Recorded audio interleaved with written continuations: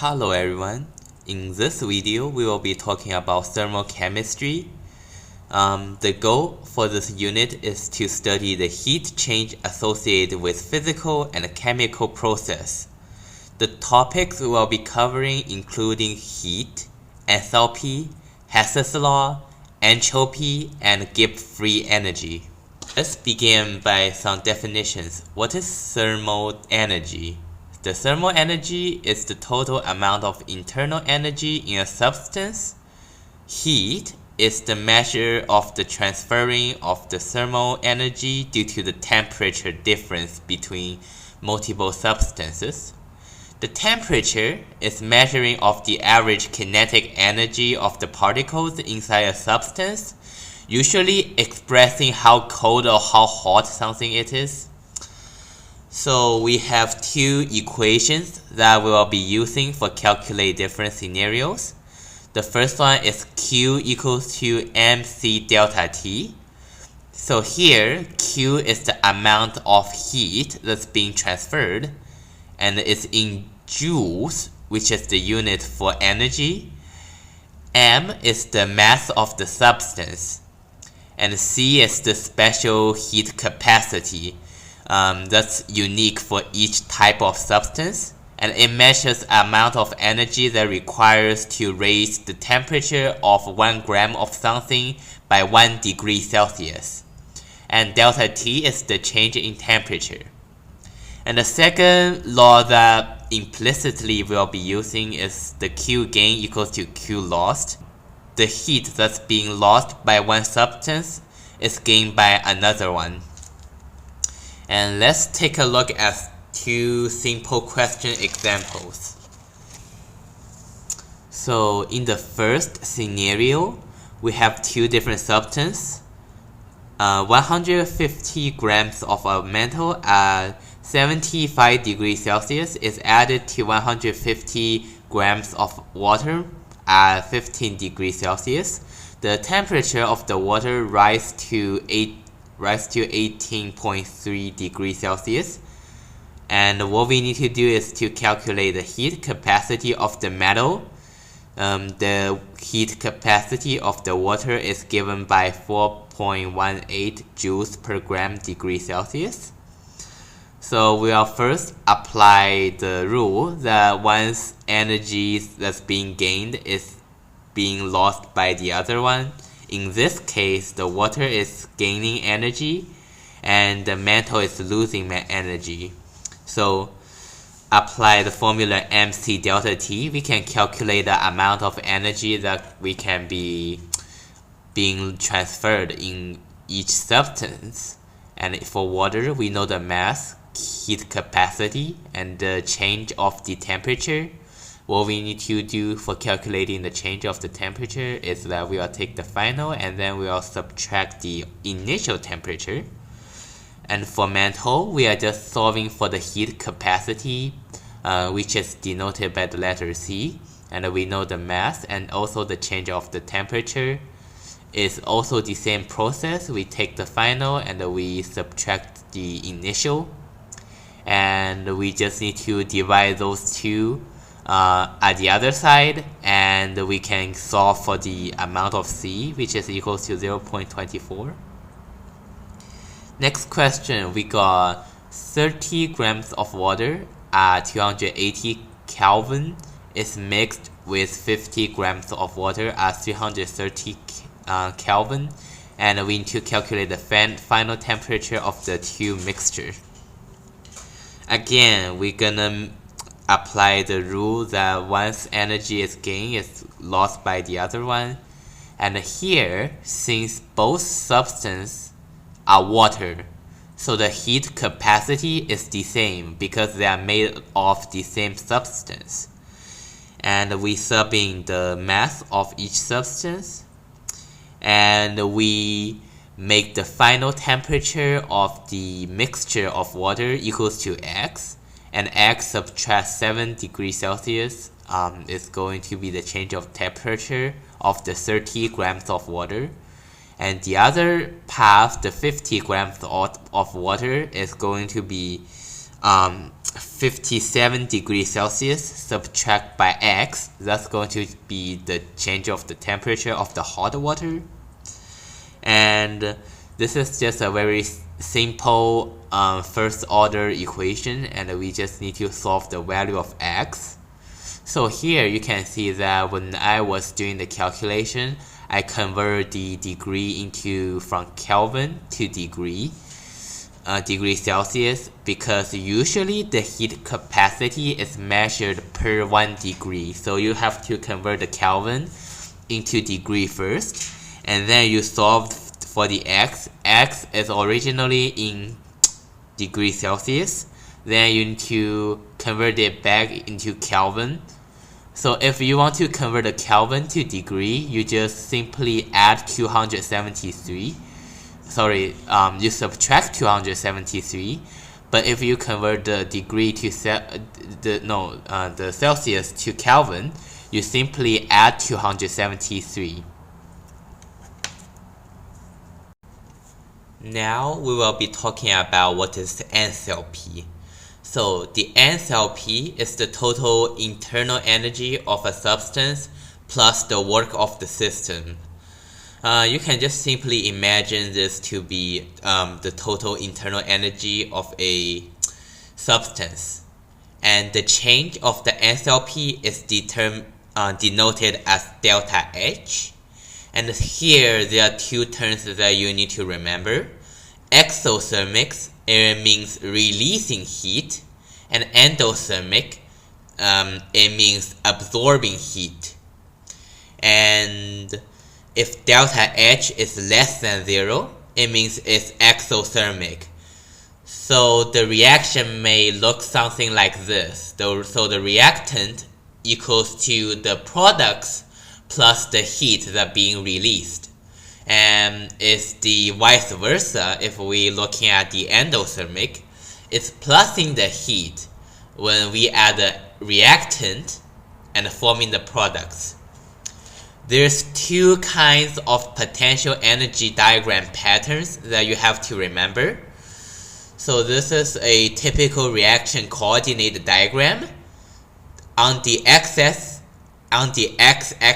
is the reaction coordinates to tell you at what extent is the reaction completing. Is it at the beginning, is it in the middle, or is it at the end?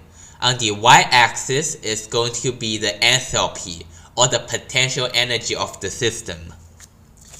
Here, we can see that the reactant is lower than the products, which means it has to absorb some of the heat to make the system contains more energy. So absorbing heat means endothermic. And for the exothermic, it's just the reversing. Now the reactants are higher, it has higher potential energy, whereas the product, it has less potential energy. So some of the heat must be releasing from the reactant to lower the potential energy of the system. There are three different ways to calculate the change of enthalpy of a reaction. The first one is the enthalpy of formation, the second one is the bound enthalpy, the third one is using the Hess's law. We are first talking about what is the enthalpy of formation. So the delta HF is going to be the enthalpy of formation.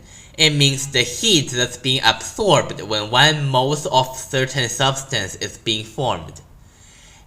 There's two rules that we need to remember. The first one is delta HF for a single element as its room temperature, or the natural state, is 0. So things like the hydrogen and the iron, they are both at the state when it is the room temperature, and those two substances only has one element. So when those elements are being formed, there's no energy that's being absorbed. The second law is going to be that the enthalpy change of a reaction is going to be the sum of the enthalpy of formation of the products subtract by the reactants, because the products are the ones that are being formed, whereas the reactants, they are being destroyed. So we are going to add those heats that are being absorbed when those products are being formed and subtract when the reactants are being destroyed. And that gives us the total enthalpy change of the reaction.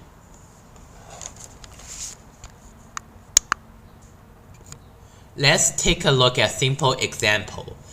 So usually you will be given a chemical reaction formula, and then you will be gave the enthalpy of formation of each certain substance at a certain state. Yeah, just be careful. Sometimes it could be solid, it could be liquid, it could be gas. The states in the table that you will be using must matching the states that's actually in the reaction. And let's do this simple example. So remember, we're gonna add all of the enthalpy change of formation of the products, subtract the reactants.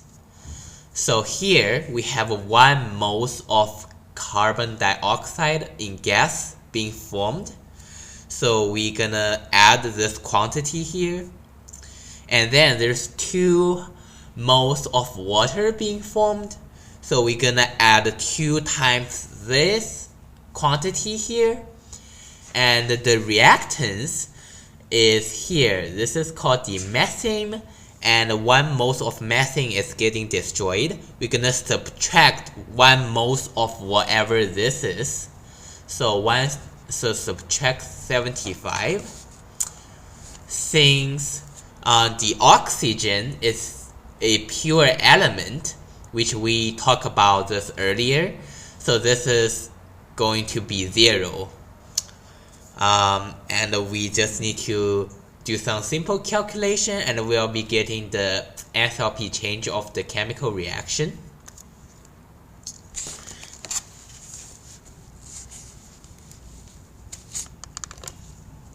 Now we will be talking about the second way of calculating the enthalpy change for the chemical reaction, which is called the bound enthalpy. So the bound enthalpy is the energy that's required to break a certain bound in a chemical compound.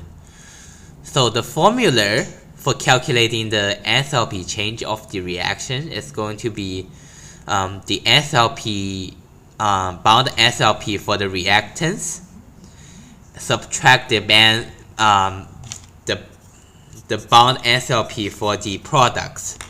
Because in the products, the bonds are being formed and the energy are being released. And the reactants, they are the ones that have the bonds being broke. And those are the ones that we need to add. And let's take a look at another simple question. So again, we will be given a single chemical reaction. And we will be giving a table of different bounds and the bound enthalpy. Those are the amount of energy that's being required to break a certain bound. So here, first, in the hydrogen, we have a HH bound, and the chlorine, we will be having a Cl-Cl bound.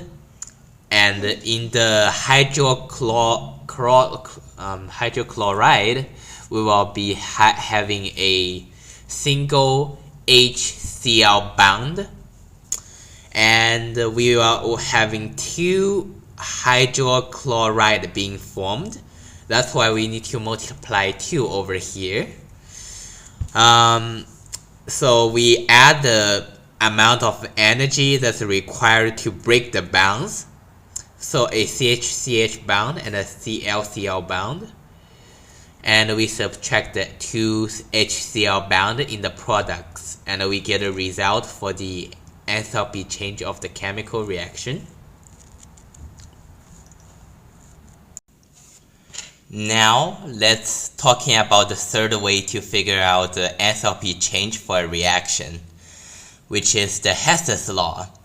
This is very important for this unit, as you will see this pattern being shown up multi times in different kinds of problems.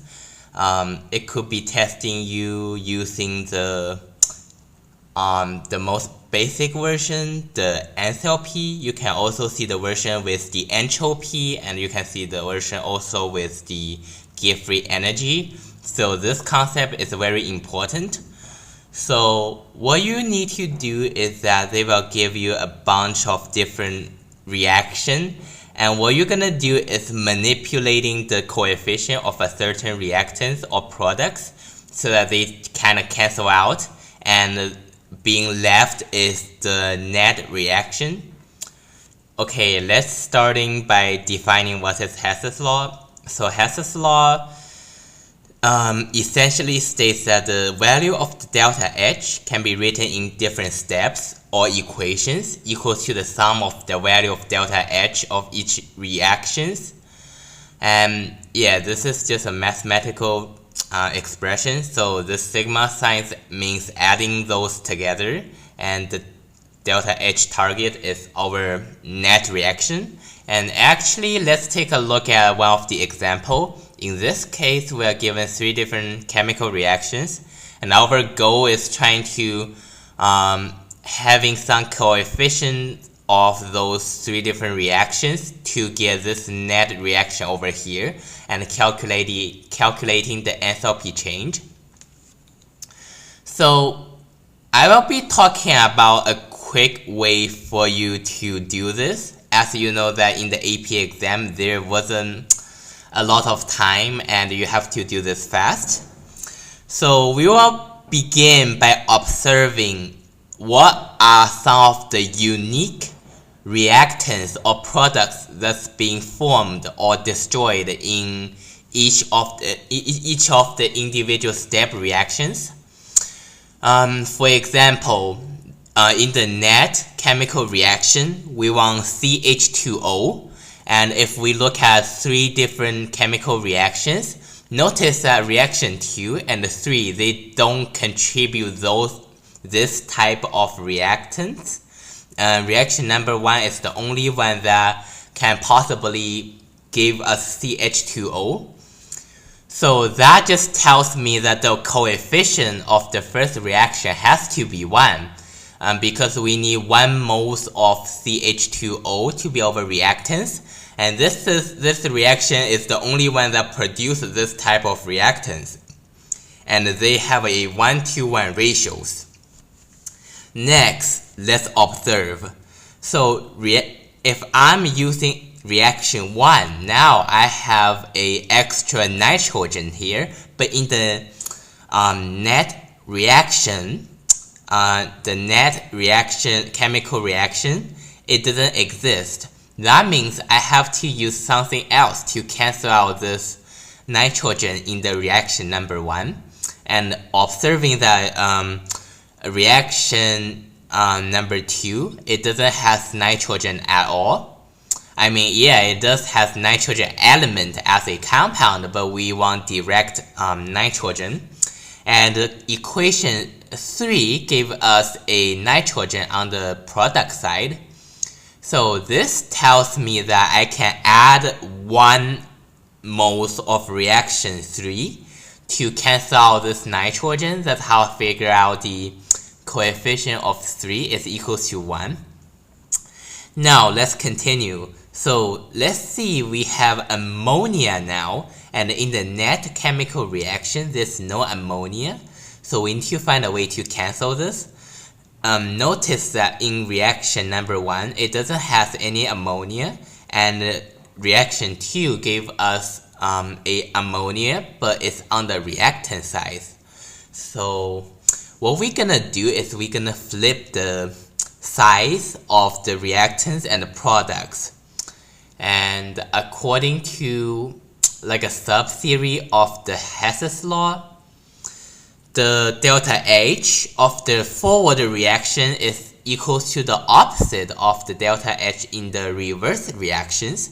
That means if I flip this to the product side and flip those two into the reactant side, then the delta H will be flipped. So in this case, the delta H is originally 18 kilojoules. If I flip it, it's going to be negative 18 joules.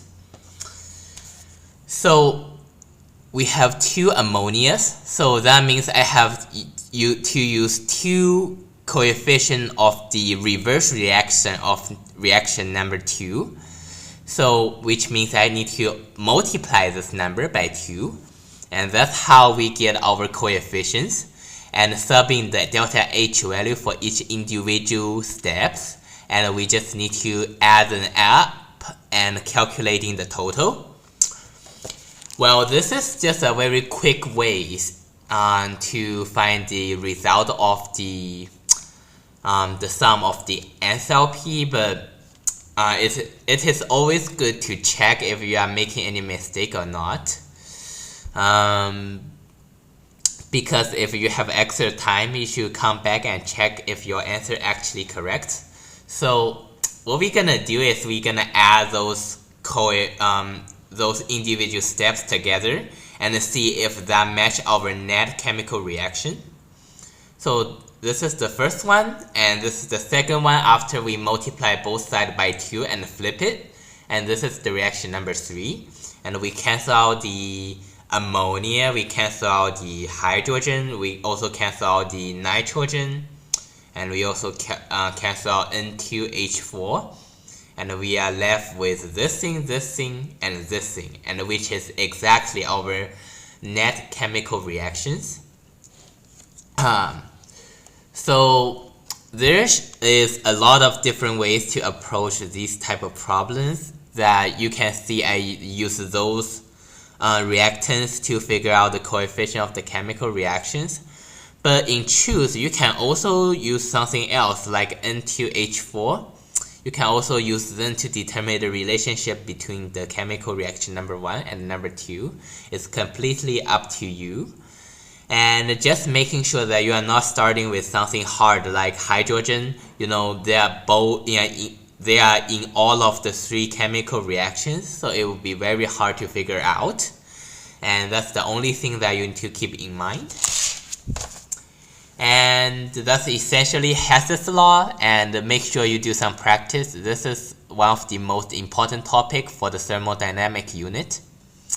Now let's talk about what is entropy. Entropy is just measure of the randomness of the position of the molecules in a substance. In the gas, it has the most entropy, then is the liquid, then is the solid. As you can see that the molecules that's in gas states, they are freely to move and they are being constrained in the solid. And for reactions, how you determine that which side has a higher entropy value is that you're gonna compare the number of the gas molecules and the number of the ions in each side. If one side ends up with more gas molecules, that means it has higher entropy. And let's take a look at some examples. As you can see, on the right side, there is 4 different gas molecules, and there's 2 gas molecules on the left side. So the entropy change will be positive. The second one is solid melts into liquid. So use our rules for the comparing of entropy in different states. So liquid has greater entropy than the solid, so the entropy value is positive.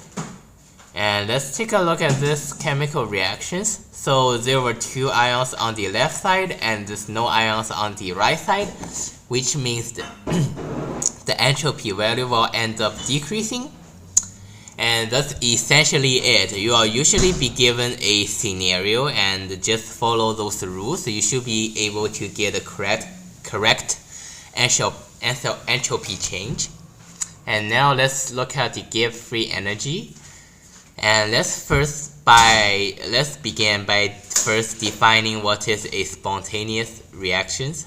A spontaneous or thermodynamically favored reaction is a reaction that proceeds on its own without any inputting of the energy. For example, a piece of paper continues to burn as it starts, and it just never stops and continues on its own.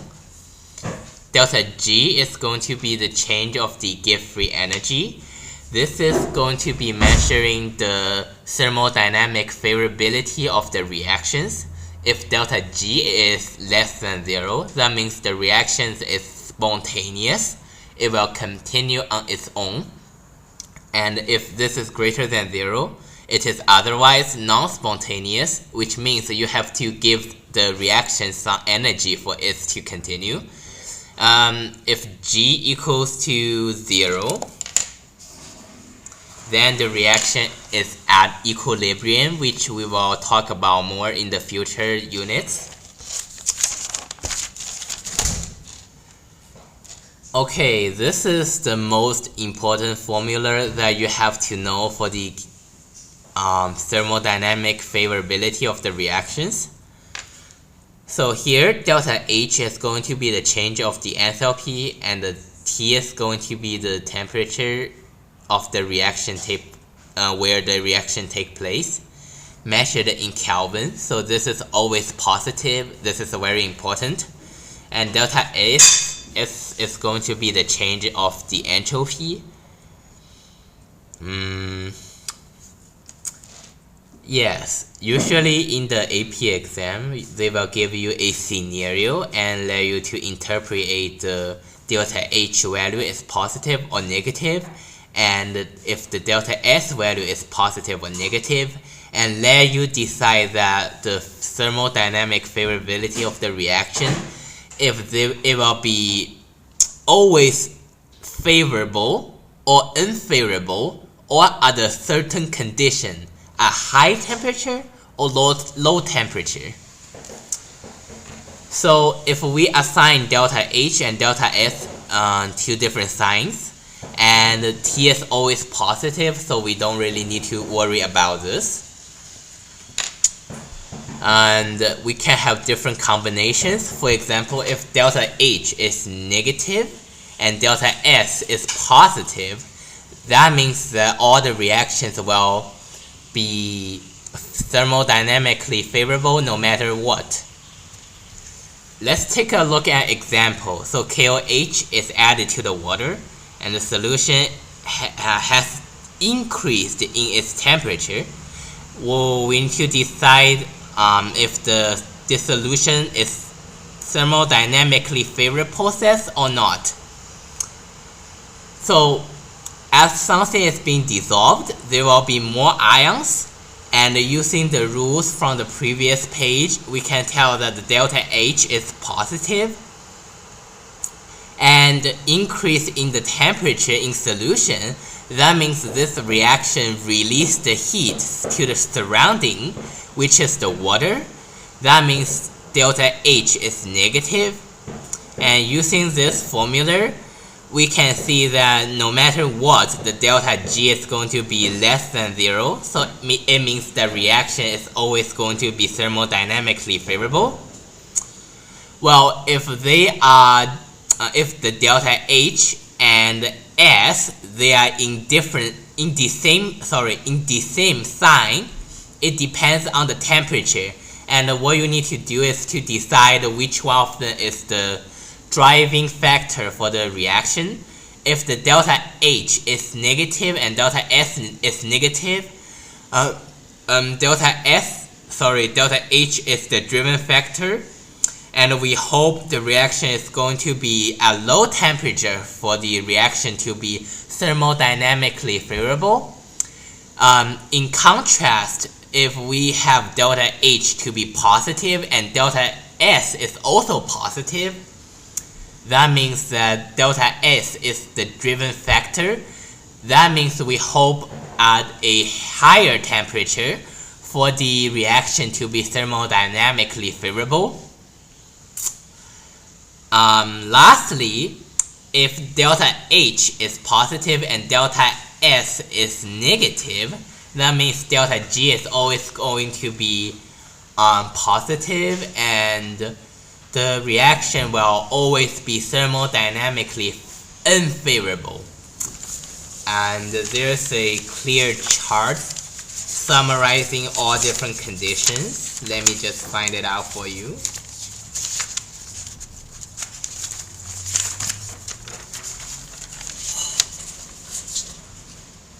And this one, you don't really need to memorize it. You can just remember these equations and just plug in the sign. Just remember the temperature is measured in Kelvin, so it is always positive. And plug in the sign and decide if the delta G will be positive or negative.